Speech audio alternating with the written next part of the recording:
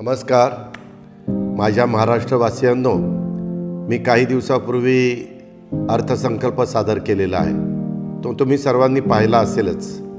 राज्याच्या अशा प्रकारच्या ऐतिहासिक अर्थसंकल्प सादर करण्याचं भाग्य मला लाभले याचा मला सार्थ अभिमान आहे. या अर्थसंकल्पात माझी लाडकी बहीण या योजनेची घोषणा करण्यात आली आहे. या योजनेच्या माध्यमातून राज्यातील 21 ते 60 वयोगटातील प्रत्येक पात्र महिलेच्या बँक खात्यात दरमहा 1,500 रुपये जमा केले जाणार आहेत. या योजनेवर राज्य सरकार प्रतिवर्षी 46,000 कोटी रुपये खर्च करणार आहे. आजवर आपण पाहत आलोय की प्रत्येक कुटुंबातील आई स्वतःवरील खर्च शक्य तितकी काटकसर करते, पण आपल्या मुलाबाळांना काही एक कमी पडणार नाही याची काळजी ती घेते. परंतु काही वेळा परिस्थितीची अशी निर्माण होते की आर्थिक अडचणीमुळं घरातील मुलांच्याकडं जास्त लक्ष दिलं जातं आणि नेमकं मुलींकडंच दुर्लक्ष होतं.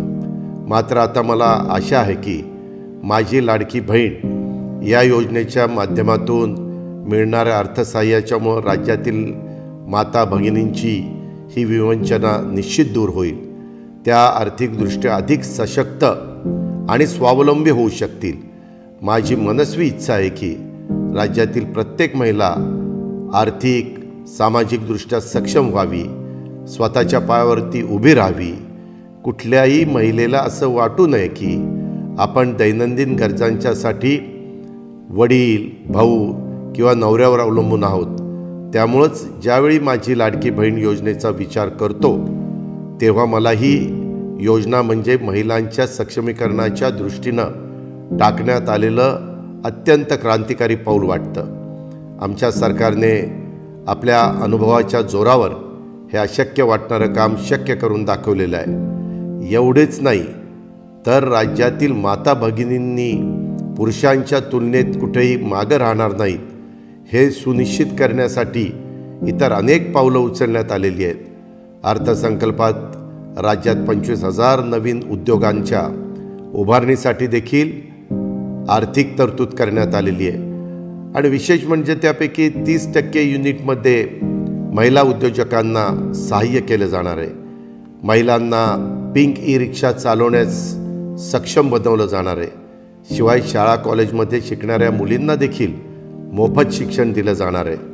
आणखी एक महत्त्वाची योजना म्हणजे युवा कार्य प्रशिक्षण योजना. आणि या योजनेच्या माध्यमातून आपल्या राज्यातील तरुण तरुणींना औद्योगिक प्रशिक्षण आणि सोबतच 10,000 रुपयेपर्यंतचा स्टायपेंड दिला जाईल. महिला, तरुणींच्या सक्षमीकरणाच्या बरोबरीनं राज्याच्या आध्यात्मिक सांस्कृतिक परंपरा जपण्याचा आणि पुढं नेण्याचा शासनाचा प्रयत्न आहे. त्यासाठी आपल्या वारकरी बांधवांच्यासाठी मुख्यमंत्री वारकरी संप्रदाय महामंडळ स्थापन करण्यात येणार आहे. पंढरपूर वारीला जागतिक नामांकन मिळावं यासाठी देखील युनेस्कोकडे प्रस्ताव पाठवणे, वारीतल्या मुख्य पालख्यातील दिंड्यांना प्रतिदिंडी 20,000 रुपये देणं असे अनेक महत्त्वाचे निर्णय आम्ही घेतलेले आहेत. राज्यातल्या वारकरी बांधवांच्या पाठीशी भक्कमपणे उभं राहणं आणि वारकरी संप्रदायाची परंपरा पुढच्या पिढीपर्यंत समर्थपणे नेणं यासाठी मी आणि आमचं राज्य शासन बांधील आहे. तुम्ही पाहिलं असेलच की अनेक नकारात्मक निगेटिव्ह लोक या अर्थसंकल्पावर अकारण टीका करत आहेत. त्यांच्याकडून अर्थसंकल्प वाईट असल्याचं सांगितलं जातं आहे. काहींकडून तर या बजेटला लबाडाच्या घरचं अवतान आणि अजूनही बरीच नावं ठेवून हिणवलं जातं आहे. मला फक्त इतकंच सांगायचं आहे की या लोकांच्यामध्ये आणि तुमच्या अजितदादामध्ये हाच फरक आहे की ते राजकारण करणार आहेत आणि तुमचा दादा काम करणार आहे. अजून एक गोष्ट मला तुम्हाला सांगायची आहे ती म्हणजे राजकारणात आल्यापासून मी कोणताही पक्ष बदललेला नाही, पार्टी बदललेली नाही. अगदी पहिल्या दिवसापासून राज्याची जनता हाच माझा पक्ष राहिलेला आहे. मी पूर्वी जनतेचाच होतो, आजही जनतेचाच आहे. मी जे काही करतो त्यामध्ये जनतेच्या हिताचाच विचार करतो. राज्यातील जनतेच्या विकासाच्या चाकाला अधिक गती कशी देता येईल याचाच विचार माझ्या डोक्यात कायम सुरू असतो. राज्यातील जनतेच्या सर्वांगीण विकासाचं उद्दिष्ट समोर ठेवून त्याच विचारातून हा अर्थसंकल्प बनवण्यात आलेला आहे. त्यामुळे जे लोक बजेटच्या नावाने नाकं मुरडत आहेत त्यांचे चेहरे आजच नीट बघून घ्या आणि नेहमीसाठी लक्षात ठेवा, ही तीच लोक आहेत ज्यांना विकासाची गंगा तुमच्या घरादारापर्यंत येऊ द्यायची नाही. हीच ती लोक आहेत ज्यांना सरकारी योजनांच्या लाभापासून तुम्हाला दूर ठेवायचं आहे. मी अर्थसंकल्पात राज्यातील गोरगरीब कुटुंबांना वर्षभरात 3 गॅस सिलेंडर मोफत देण्याची घोषणा केली आहे. त्या बदल्यात मला शिव्या शाप मिळत आहेत. माझा दोष फक्त इतकाच की मी शेतकऱ्यांची दुःख आणि वेदना समजून घेतल्या आणि सरकारी योजनांच्या माध्यमातून त्यांच्या दुःखावर फुंकर घालण्याचा प्रयत्न केला. अर्थसंकल्पात आम्ही 44 लाख शेतकऱ्यांचं वीज बिल माफ केलं आहे. हे सहन होत नाही म्हणून विरोधकांनी मला शिव्या द्यायचं ठरवलेलं दिसतंय. आम्ही कांदा उत्पादक शेतकऱ्यांना गेल्या वर्षी 350 रुपये प्रति क्विंटल अनुदान दिलं, तर त्यांचा विरोध का? यावरूनच कोण महाराष्ट्रातील शेतकऱ्यांचा विचार करत आहे आणि कोण शेतकरी विरोधी आहे हे आपल्या लक्षात आलं असेलच. काही जण अर्थसंकल्पात शेतकऱ्यांच्यासाठी पुरेशा रकमेची तरतूद नसल्याची तक्रार करतायत. मी जेव्हा अर्थसंकल्प सादर करत होतो त्यावेळेस बहुतेक ही लोक झोपलेले असावेत. आम्ही दूध उत्पादकांच्यासाठी प्रति लिटर 5 रुपये अनुदान जाहीर केलं आणि या लोकांना त्यांची खबरबात देखील नाही. आम्ही कापूस आणि सोयाबीन उत्पादक शेतकऱ्यांच्यासाठी हेक्टरी 5,000 रुपये बोनस जाहीर केला. धान उत्पादक शेतकऱ्यांच्यासाठी हेक्टरी 20,000 रुपयाचा बोनस त्या ठिकाणी दिला जातोय. इतकं सगळं करून देखील हे लोक आम्ही काहीच केलं नसल्याची बोंबा मारतायत. त्यात तथ्य नाही. अर्थसंकल्प ग्रामीण भागावर विशेष लक्ष देणारा आहे, पण माझ्या विरोधकांना त्यांचं काय राज्याच्या विकासाशी यांचं काही देणं घेणं नाही आहे. त्यांना फक्त राजकारण करायचं आहे.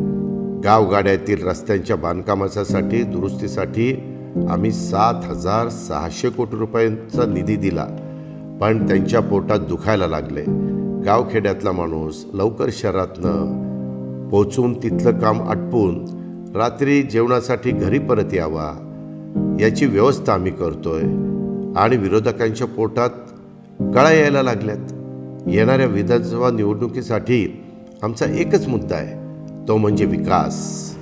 विरोधकांच्याकडून तुम्हाला वेगवेगळ्या पद्धतीनं फूस लावण्याचा प्रयत्न केला जाईल, पण तुम्ही मात्र अशा प्रकारच्या घाणेरड्या राजकारणाला अडकू नका.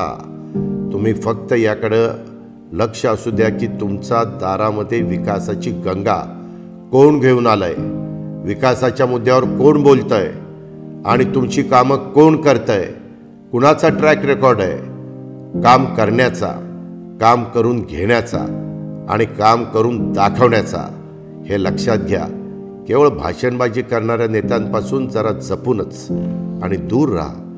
जे नेते काम करत आहेत त्यांच्या पाठीशी उभे राहा, त्यांनाच मतदान करा.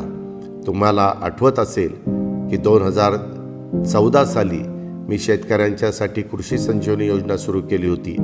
त्यामुळे शेतकऱ्यांचं वीज बिल कमी झालं. सोलापूर पाटबंधारे प्रकल्प, Pune Pimpri Chinchwad metro, Kharadi IT park, Baramati hi-tech textile park, Kolhapur औद्योगिक क्षेत्र असेल प्रकल्प आणि पुणे पिंपरी चिंचवड बारामती अशा प्रकारच्या अनेक कितीतरी शहरांचा कायापालट कोणी केला हे तुम्हाला माहितीच आहे. अशी एक ना अनेक नावं घेता येतील. कामांची यादी खूप मोठी आहे. ज्यांना आठवत नसेल त्यांनी माहिती घ्यावी की या सर्व विकास कार्याची सुरुवात कोणी केली. या सगळ्यांमध्ये तुम्हाला तुमचा दादाचा वादा बघायला मिळेल.